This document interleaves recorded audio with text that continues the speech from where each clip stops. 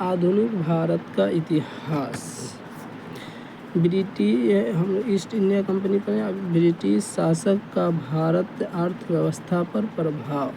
British शासक का भारत के अर्थव्यवस्था पर प्रभाव। किसने बंगाल में महलवारी बंदोबस्त प्रणाली की शुरुआत की? Lord Hasting, lord Cornwallis, Holt, Mackenzie. उपयुक्त में से कोई नहीं। किसने बंगाल में महलवारी बंदोबस्त प्रणाली की शुरुआत की? Holt McKenzie. महलवारी का प्रस्ताव सर्वप्रथम 1819 में होल्ट मैकेंजी द्वारा लाया गया था। यह व्यवस्था उत्तर भारत के मध्य प्रदेश तथा पंजाब में सर्वप्रथम लागू की गई थी। यह व्यवस्था ब्रिटिश भारत के 30% भाग पर लागू थी। निम्नलिखित में से किसके द्वारा किसानों को उनकी खेती की जमीन से अलग कर दिया गया? वार्षिक बंदोबस्त, महलवारी बंदोबस्त, अस्थायी बंदोबस्त, रैयतवारी बंदोबस्त। उपयुक्त में से कोई नहीं। उपयुक्त में से एक से अधिक। निम्नलिखित में से किसके द्वारा किसानों को उनकी खेती की जमीन से अलग कर दिया गया? अस्थायी बंदोबस्त लॉर्ड कॉर्नवालिस द्वारा 1793 में प्रारंभ की गई।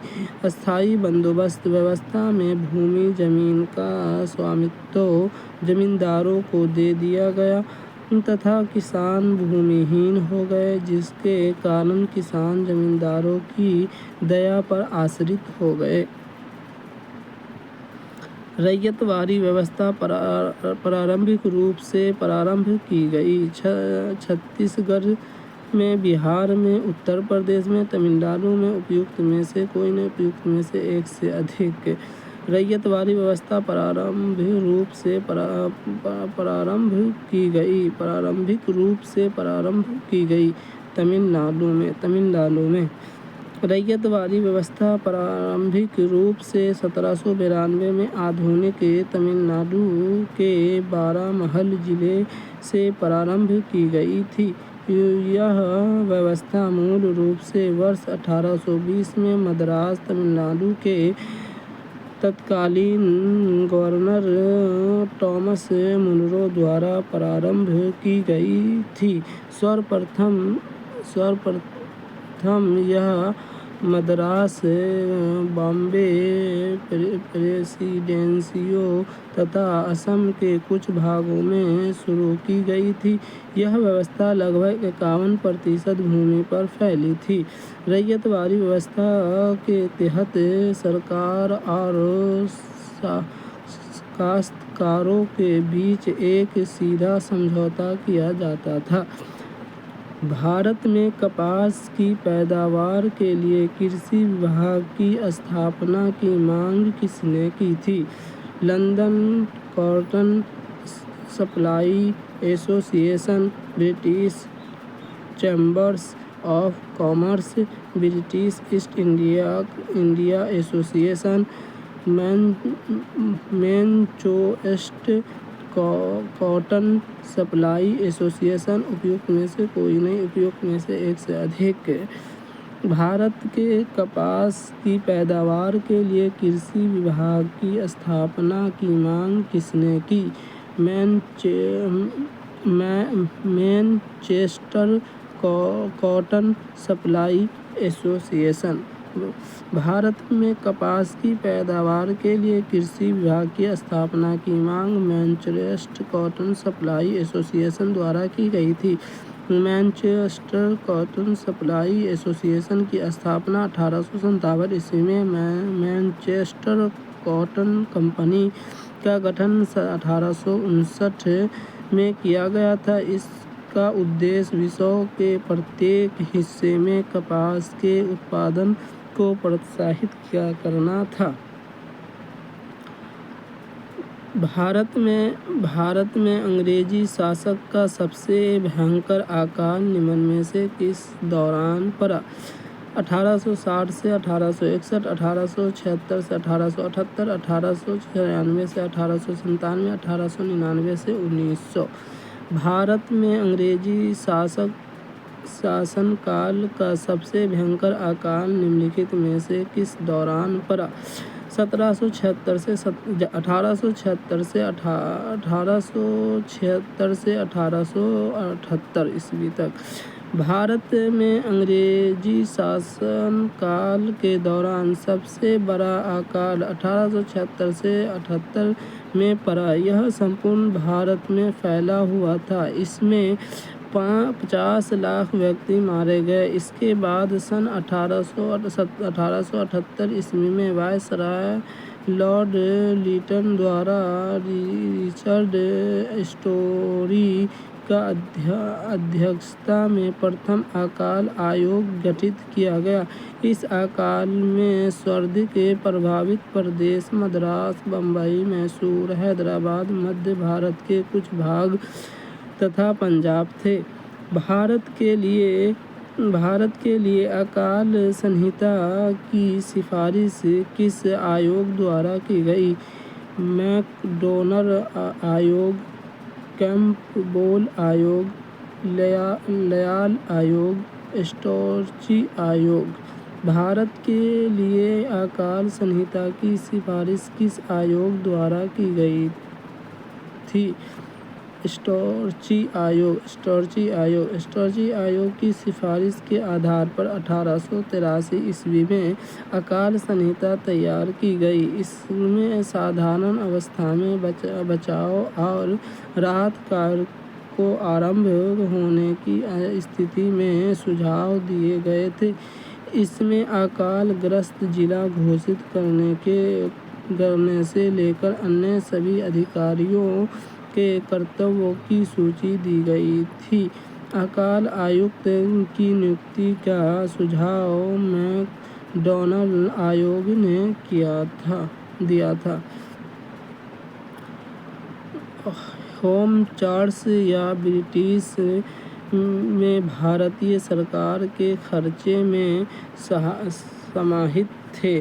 ब्रिटिश भारतीय अधिकारियों के पेंशन, भारत में खरीदे गए सैन्य एवं अन्य भंडार, रेलवे से गारंटी ब्याज, उपयुक्त सभी, उपयुक्त में से कोई नहीं, उपयुक्त में से एक से अधिक, तो उपयुक्त में से एक से अधिक ब्रिटिश के व्यापार से जो अधिशेष हासिल होता था उसे तथाकथित होम चार्ज या देशी खर्चे का निपटारा होता था। इसके तहत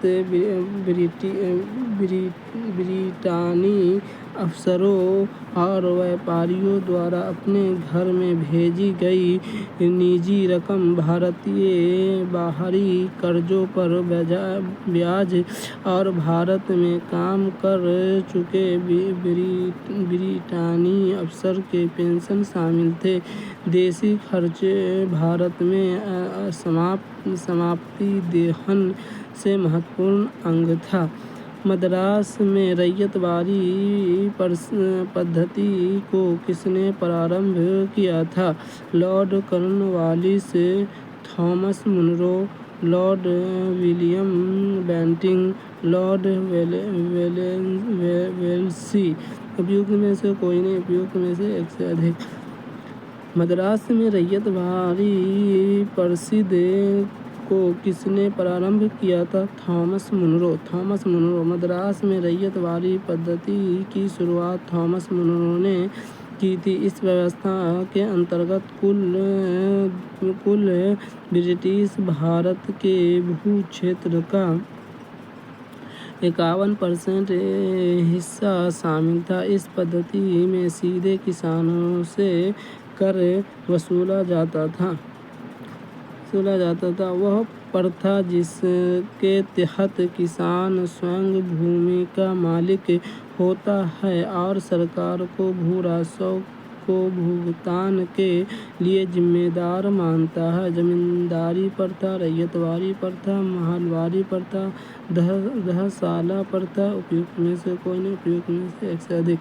वह प्रथा जिसके तहत किसान स्वयं भूमि का मालिक होता है और सरकार को भू राजस्व के भुगतान के लिए जिम्मेदार मानता है।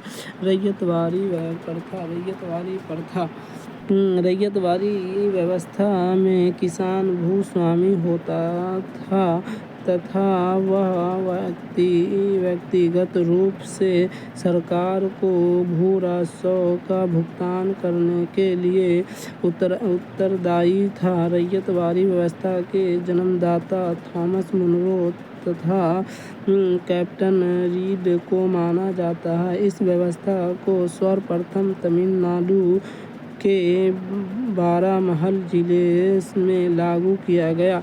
इस व्यवस्था के अंतर्गत कुल ब्रिटिश भारत के भूक्षेत्र का 51% हिस्सा शामिल था। ब्रिटिश काल में कृषक वर्ग को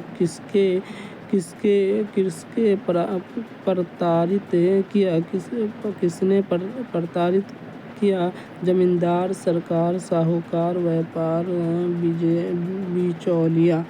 ब्रिटिश काल में कृषक वर्ग को किसने प्रताड़ित किया? जमींदार। ब्रिटिश कालीन कृषि वर्ग जमींदारों से प्रताड़ित था। जमींदारों को भूस्वामी के रूप में मान्यता प्राप्त थी, जिससे वह काश्तकारों से मनचाहा लगान वसूल करते थे। वह समय पर लगान न देने पर जमीन वापस छीन ली जाती थी। निम्नलिखित में से किसके द्वारा भारत में प्रथम रेलवे लाइन स्थापित की गई? Lord William Bentinck, Lord Auckland, Lord Hastings, Lord Dalhousie.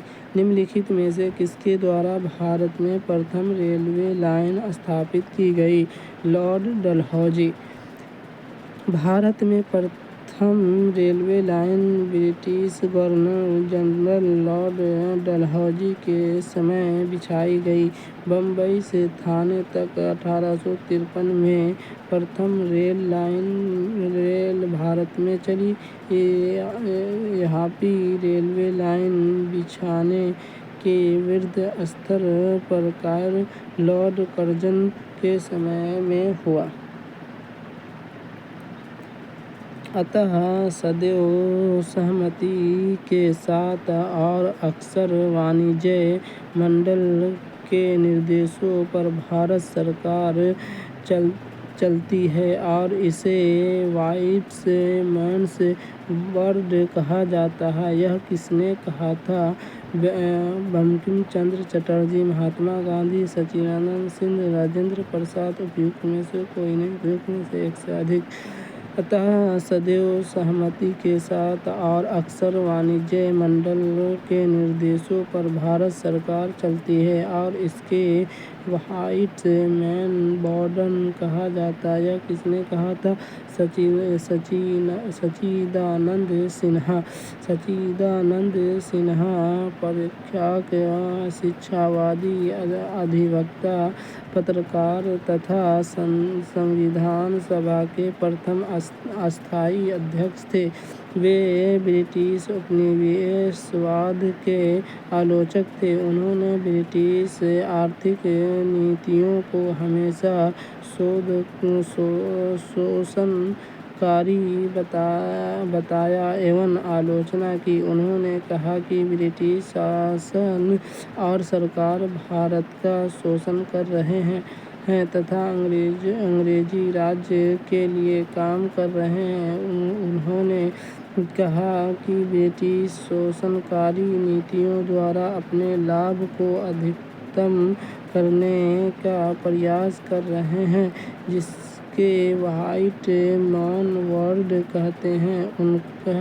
उनका कथन है कि अतः सदैव सहमति के साथ और अक्सर वाणिज्य मंडल के निर्देशों पर भारत सरकार चलती है और इसे व्हाइट मॉर्क्स